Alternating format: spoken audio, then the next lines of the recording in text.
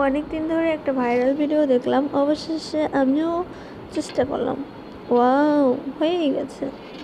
আসলে কথা আছে না, চেষ্টার ফল সফল হয়। আমিও অনেক সুন্দর করে বোতল কেটে চুড়ি বানালাম। এবার চলুন আমার হাতে পড়ি, দেখাই কেমন হয়েছে। ফার্স্টে একটা বোতল নিয়ে কাটছি সাইজ ভাবে, এরপর আগুনে আস্তে আস্তে করে লো মোশনে ছেঁকার পরে এই যে দেখেন, ফাইনালি আমার চুড়ি কমপ্লিট। এবার আমি হাতে পরে দেখাবো আপনাদের।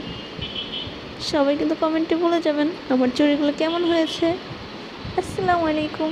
সবাই ভালো থাকবেন, সুস্থ থাকবেন, আমার জন্য দোয়া করবেন।